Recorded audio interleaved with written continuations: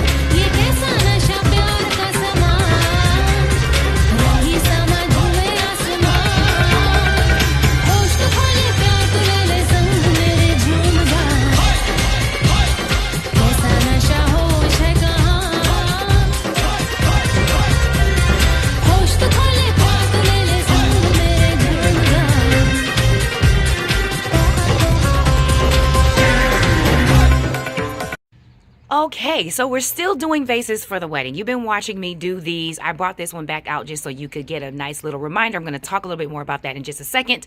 I happened to find this one, just one, in Ross for $10.99. So I grabbed it, not too bad. This one here I got from efavormart.com. I ended up getting 4 of them in a pack for just a little bit over 50 bucks. It's about 2 feet tall. So that wasn't real bad. These are going to go out on the perimeter, so I don't need them to be as tall as some of the originals.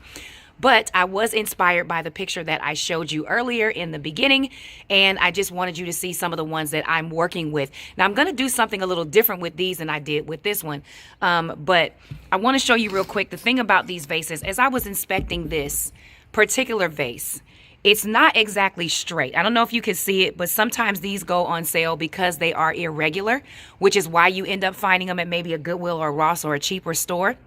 And that's really okay, because at the end of the day, nobody's going to be inspecting it like that. But when you go to decorate it, you might actually notice that. So as you're buying these, just pay attention to that. These from eFavorMart were fine. This is just what I happened to notice. Now, the first time I noticed that was when I did this one.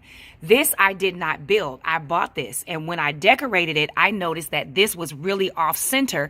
And there was really nothing I could do about that. It just became more clear once it was fully decorated. So that might happen, which is why I showed you this particular vase again, so that if you buy it or you try to do this project and you notice that, you don't get discouraged. You just got to understand you get what you pay for, and it's all about how you work on it. So I'm doing this video because I'm going to do these particular vases slightly different. Here I did it like some of the others where you saw me using those mirrors and flowers and all of that.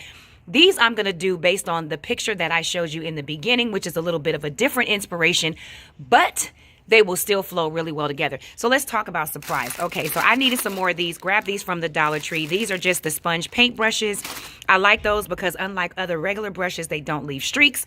You're going to need some tape. Also got this from the Dollar Tree because I want to tape off where I'm going to paint. Speaking of paint, I got this at Hobby Lobby for $2.99. It is in cream. I used the spray paint on that one, and honestly, I didn't like it. I'm going to show you why. I don't know if you can see that. Okay, you might not be able to see it, but I can. If you can't, I'll just tell you what's going on. The spray paint, sometimes when you're spray painting it, it can tend to crack, so you don't want to put too heavy of a coat. This allows me to control this a little bit better without the dripping, so I'm going to try the paint, and I'll let you know how that comes out. And then I got this glitter because you want a nice base. Now, I could have just used the Podge and the glitter on this, but you want to start with a nice cream base so that that glitter really stands out. Then of course I have my trusty rhinestone trim, which I got from Amazon or eBay, one of the two. I'll look it up and post it below, and I like it because it comes in the 2-strand. So I want to make these just a little bit differently, as I said. And then of course here's the pearls that I got for Hobby Lobby, and I use actually these were on sale for 50% off. They do go on sale every other week, so if you need pearls, that's good for that. So I'm going to go ahead and tape these off and come back and show you the rest of the steps. I'll be back. All right, guys, I got it all taped off. You want to make sure that you pay special attention to this part. Your pattern is going to be whatever your pattern is going to be. So you just want to make sure that whatever you do it as neatly as possible. Keep things nice and even. Take your time on this, all right? If it doesn't come out right, don't rush through. Take the tape off, start again. Because at the end of the day, once you start to paint and do whatever else you're going to do to your design, you want things to be as nice and even as possible. And so I took a little bit of time to really make sure that I got these exactly like I wanted them. Of course, measuring is always helpful if you need to do that. But I'm going to go ahead and start to paint this, and we'll be right back. Well, here's the fun part. It's time to paint. So you're going to take one of those sponges and run that paint inside the tape. Try to be very careful not to have that tape lift, because if it does, you don't want paint to get under there and ruin your lines. But if you do, it is water-based, so you can always clean it. So you don't really have to worry about that, but do be careful. So you might need a couple coats of this, or you may not. I don't need a thick coat because remember, I'm going to Mod Podge over this. And I'm going to use glitter. Now, you might be asking, what is the purpose of painting it, the pearl cream underneath? Well, I want that glitter to pop. And my glitter is more of a white iridescent. If I were to just do that on the glass, it might not show up as intense. And as you look at the inspiration photo, there is a coat of like a cream kind of a paint underneath there. So I am duplicating that, so that when I do put the glitter on here and then I put the pearls on, everything will really, really, really pop. Now, right now it looks like a bunch of streaks, and I'm not so much concerned about that because, again, I'm going to cover this in glitter and pearls. It's mainly just getting that good coat. Now, this does require maybe 1 or 2 more coats. We'll see. So it's not quite done yet, but I just wanted to interject that. All right. Okay, so we got this all painted up. Now, remember, it does not have to be perfect. So as you're seeing it kind of streaky, because I'm not leaving this cream, some of it is just the light that's shining through the window that's making it look more streaky than it really is. But because I'm not leaving this cream solid, I don't necessarily need it to be perfect. Why? Because remember, we're going to Mod Podge, and we're going to use this glitter over the top of that. Then we have our pearls here that are going to go even more on top of that. So it doesn't need to actually be perfect for this particular project. You just want to get enough of a coat on here so that when you pour that glitter, it really, really pops and stands out. Again, I didn't have to do this step, but I'm going based on the inspiration. So that's why I painted the base. So I'm going to let this dry probably overnight, and then I'm going to come back and we're going to take the next step of doing the Mod Podge and the glittering and applying the pearls before we put the rhinestone trim on there as our final step. Mod Podging is always fun, and that's our next step here. You want to be careful not to get too much. You want a nice little thin coat that you layer over the top of that so that that glitter will adhere. Once that's done, go ahead and pour that glitter in a nice thick coat, and then shake a little bit of it off, and you're going to go ahead and let that dry. Once that's dry, you're going to come back with the Mod Podge, and you're just going to do a light little coat over that glitter. Be careful that you don't do too much because you don't want to lose the sparkle and the shine, okay? So you just want enough to coat it so that when you're moving the vase around, the glitter isn't coming off. That's the main point of this, and so you just want a nice, even, thin coat. Removing the tape is always fun because you get to see how neat you were or were not. And so here I'm snatching off that tape and hoping and praying that this came out okay. And guess what? It actually did. I'm really pleased that those lines came out nice and clean. And again, wherever there are little specks, you can always go back and clean that up.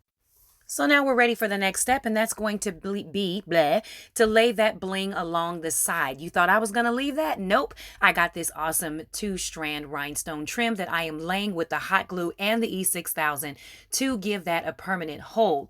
Now, once that's done, I'm going to use my E6000 and just sporadically spread some pearls on top of that. Not too much because I don't want to hide the paint and the glitter work that we did. I'm just adding some embellishment to match the original picture, but I still want that glitter to show, and under the light it really does sparkle and shine, so you don't need to put those pearls too close together. Here's always my favorite part, the final look. And I really think these came out super, super cute. I'll show you the original again in just a minute. But I really like how this came out. Not using a whole lot of pearls and filling that up was great. In the original picture, there was not pearls along the bottom. So for those two, I left those. But for the other one, the one that was random that I got from Ross, I decided to go ahead and put pearls there as well, because that one is reversible, meaning I can turn it upside down. And so I decided to embellish with the pearls.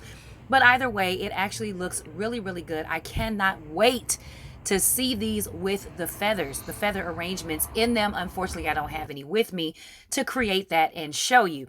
But I really do like these came out, and how these came out, excuse me. And you know what? That was really super easy.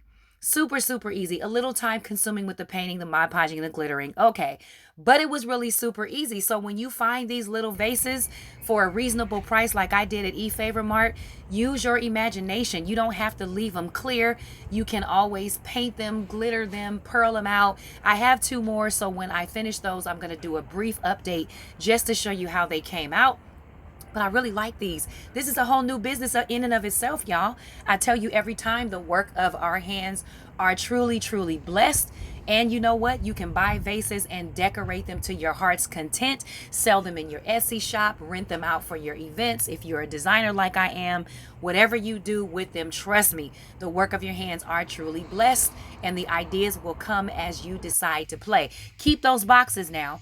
I kept the styrofoam in the box that these originally came in because, of course, my wedding is not for a ways off, and I want to make sure that I can store these. Here's the original once again, and I think mine came out pretty cool. So until next tutorial, I'll see you then. Be blessed.